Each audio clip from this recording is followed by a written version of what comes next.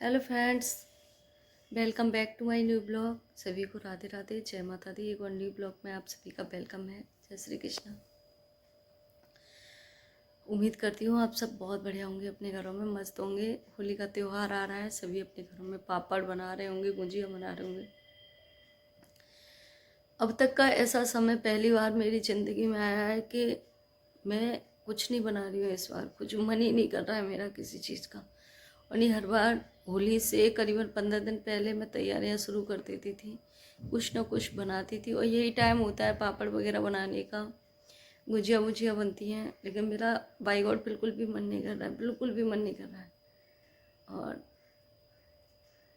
सब लोग कह रहे हैं कि संभालो अपने आप को, और ऐसे कब तक रोओगी तुम। जो मेरे पास है, मतलब जो मुझे देख रहे हैं, वो लोग कह रहे हैं कि कब तक रोओगी, आपको समझने वाला कोई नहीं है तो क्यों रो रही हो तुम किसी के लिए। तो हकीकत बताऊं तो वो किसी नहीं थी मेरे लिए। बस फर्क इतना था कि वो दूसरे की बच्ची थी। हाँ, वो भी मुझे पता नहीं क्या याद करके गई होगी, पता नहीं क्या किया होगा उस बच्ची ने। मुझे जब भी दिखाई देती है ना, तो पता नहीं क्या कहने की कोशिश करती है, पर मैं नहीं समझ पा रही हूँ उसके दर्द को। पता नहीं जिस घर से वो गई है ना, मैं भी उस घर की बेटी रही हूँ। उसके दर्द को मैं बहुत अच्छे से समझ सकती हूँ, बहुत अच्छे से। सब कह रहे हैं भूल जाओ, रो मत। कैसे भूल जाऊं? जब वो मेरे पास आती थी ना, जब मेरे पास आती थी तो पता है, जब जाती थी तो मैं ऐसे रोती थी जैसे एक बेटी जब ससुराल जाती है, एक माँ रोती है, ऐसे रोती थी मैं उसके लिए। कैसे भूल जाऊं?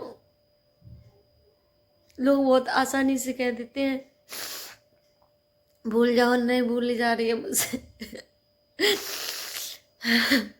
नहीं बुलाई जाएगी भैया, जीऊंगी तब तक तो नहीं बुलाई जाएगी मुझसे।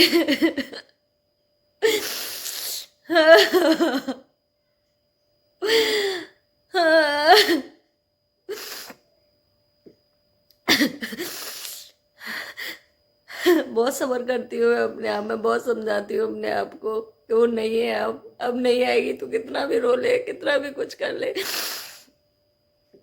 ये थोड़ी देर के लिए समझा लेती हूँ और फिर वही हाल हो जाता है मेरा।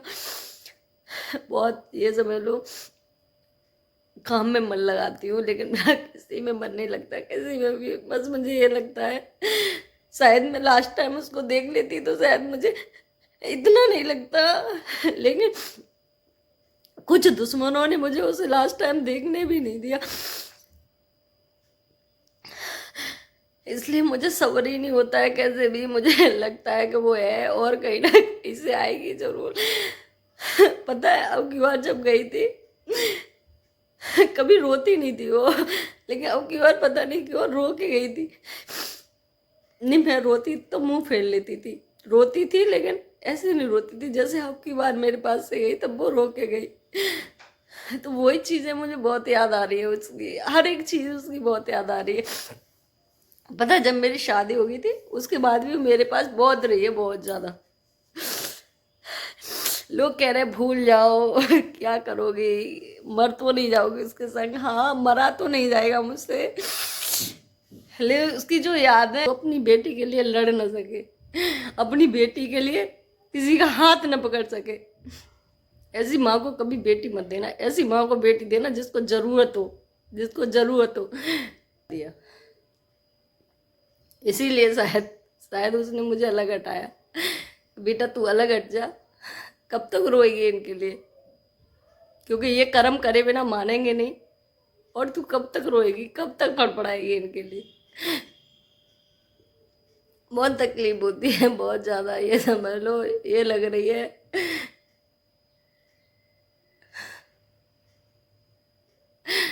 कहाँ से लाऊं, क्या करूं। कहते किसी चीज को आंखों से देख लो उस टाइम पे तो एक तसल्ली हो जाती है।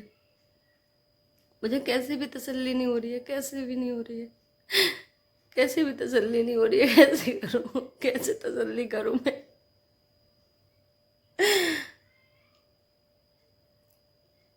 पता है मेरा आलोक बीमार था, उस टाइम पे मैंने एक रील डाल दी थी इंस्टाग्राम पे, किसी ने नहीं देखी वो, किसी ने नहीं, लेकिन उसने देखी, उसने हत्या बचा के फेंक दी घर में। आलोक बीमार है, आज आलोक क्या करेगा, तू चली गई, आज आलोक क्या करेगा। पता है कैसे रोता है, जब वो चला जाता है तब मैं तुझे याद करके रोती हूँ, और जब तक वो रहता है ना तेरी कितनी भी याद आए बच्ची, कितनी भी, लेकिन मैं रोती नहीं हूँ। क्योंकि वो भाई है ना तेरा, पागल हो जाता है, इतनी बुरी तरह से रोता है वो बच्चा मेरा। कैसे समझाऊंगी, रक्षाबंधन 2 में उसे कैसे समझाऊंगी मैं। पता है जब तक आती नहीं थी बैठा रहता था। जी जी आ रही होगी मेरी, जी जी आ रही होगी मेरी, कैसे बताऊंगी उसे।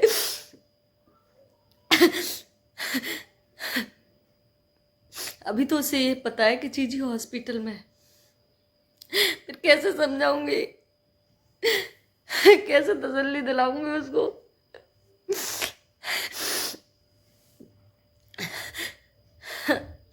उसके सामने मैं रो भी नहीं सकती।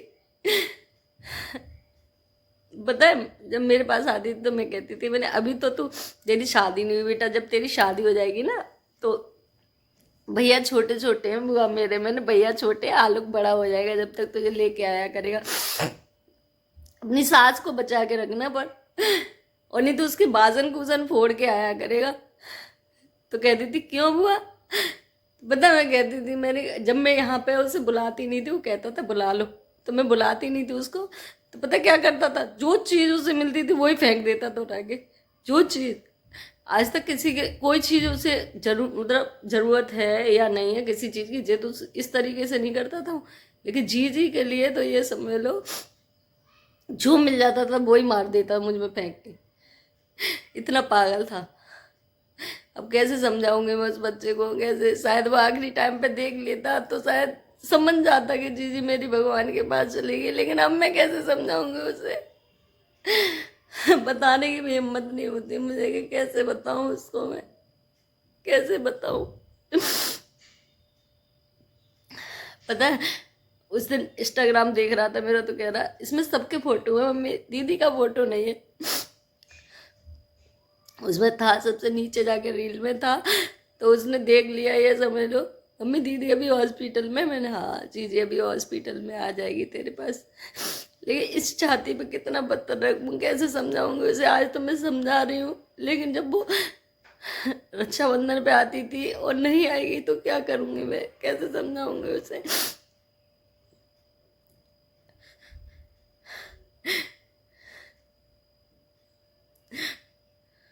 ऐसी माँ को कभी बेटी मत देना अपनी बेटियों के लिए जो लड़ ना सके, गलत के साथ खड़ी रहे, हमेशा गलत के साथ। ऐसी माँ को कभी बच्ची मत देना, लड़के ही देना भगवान। मुझे जरूरत थी बेटी की, मैं लेके आऊंगी, कहीं से लेके आऊं, बेटी एक लेके आऊंगी मैं अपने लिए, क्योंकि जब तक वो थी तब तक मुझे कोई जरूरत नहीं थी, मुझे कोई जरूरत नहीं थी। मैं कहती थी है ना, उसकी वजह से ये समझ लो मैं हर बेइज्जती सह जाती थी, घूंट सा पी लेती थी, लेकिन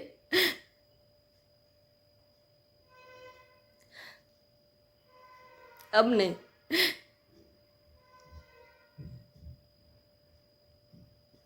ऐसा मन कर रहा है मेरा, पता है जब मैं इसी में बैठ पड़ी रहती हूँ, मैं बस कपड़े सुखाने बाहर निकलूंगी, बस वो भी कपड़े डाल आती हूँ, बैठती भी रही, थोड़ी बहुत देर थोड़ी देर बैठती भी रही। इसी में बाहर जाऊँ तो मुझे लगता है इधर से आ रही होगी, उधर से आ रही होगी।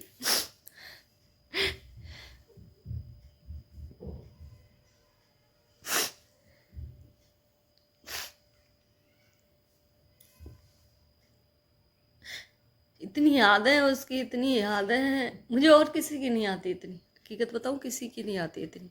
एक अपनी माँ की और एक उसकी, दो की मुझे बहुत आती थी, बहुत ज़्यादा सुन लेती थी। ये समझ लो अगर मैंने सुन लिया कि उसको कुछ हुआ है तो छाती सी धड़कती थी मेरी, लेकिन अब मुझे अपनी माँ की भी नहीं आती, हकीकत बताऊँ तो मुझे नहीं आती अब। वो औरत थी क्या जो एक बच्ची को नहीं बचा सकी।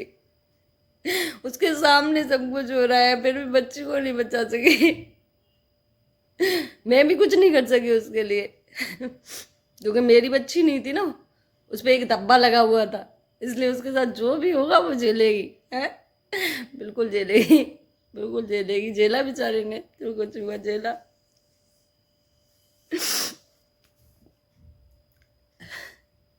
शर्म लगती है साला, वो शर्म लगती है। बताओ मत किसी को, रो मत। ये कहें तो रो, ये कहें तो गाओ, ये कहें वो काम करो। इज्जत इज्जत जाती है इनकी, बेइज्जती होती है इनकी, बेइज्जती बेइज्जती होती है। शादी से पहले जीने नहीं देते, शादी के बाद पूछते नहीं है कि कैसी मर रही है बेटियां या क्या कर रही हैं।